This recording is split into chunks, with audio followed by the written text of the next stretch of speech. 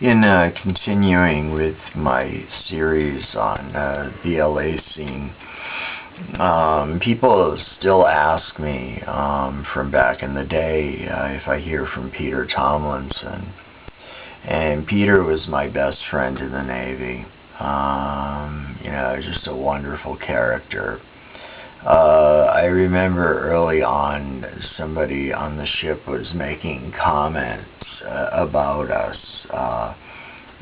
suggesting that the two of us were butt buddies, I think was the expression.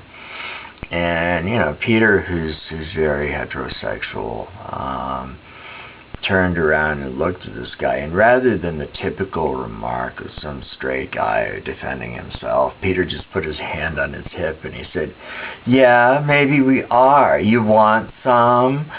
And I was like, okay, this guy without any question is my friend, and I never doubted that about him. We toured the Orient together on the ship. We went to this wild club in the Philippines where they were playing. It was like the only club on I forget the name of the street. You had to cross Shit River to get there, where all the kids would dive for coins, which I thought was really horrible. I thought the military should have closed it up.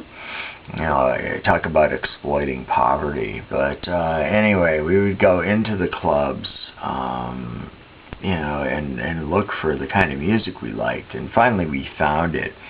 And there was this kid, Jacoy, who was the lead singer, who did an amazing Billy Idol.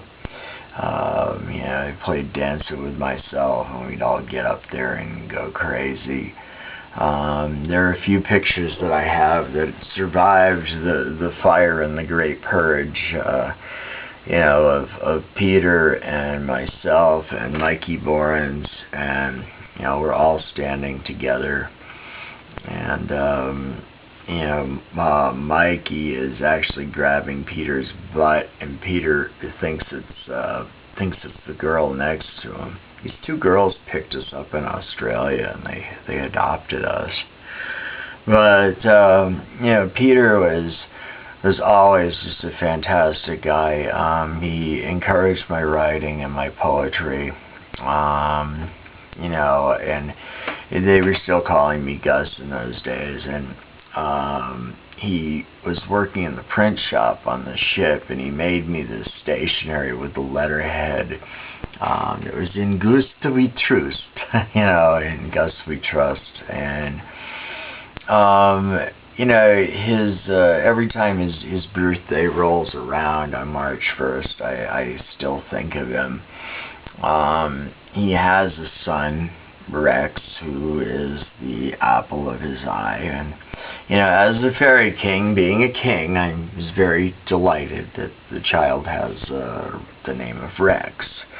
I just was talking to him before Rex was born a few years ago, and he was telling me when he was due. I said, a little boy, a Libra. I said, a Libra, just like me. And he was like, oh my God, what have I done? But, and I am going to be using some of the photos that Wild Don Lewis took of us at the Contemporary Artist Space in Hollywood. But, there are pictures of all of us when we were so young. Peter, his brother Cooper, and myself. We all stayed in this abandoned, well, it wasn't abandoned, it was a condemned building, and so nobody was paying rent in it, and we'd all stay there on the weekends when we'd go up there, discovering the world, really.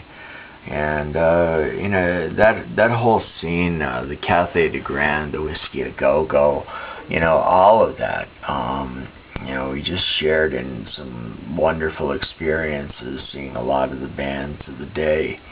Everything from Wall of Voodoo, or Wall of Doo-Doo as we called it, and Romeo Void, and the Stray Cats, the list just went on. And we always walked into places like we owned it, and a lot of times didn't have to pay a cover charge. I mean, when you get four guys that are dressed in tuxedos and, very stylish,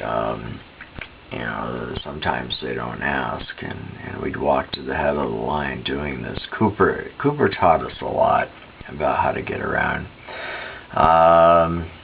But certainly traveling with Peter when I was in the Navy and, hanging with him in LA, those are some of the more cherished memories of my life. And my life has been pretty extraordinary. I mean, I don't envy anyone, living or dead. But it was certainly made a lot more delightful with Peter Tomlinson in my life. So this is Eustace the Fairy King, poet, performance artist, shaman,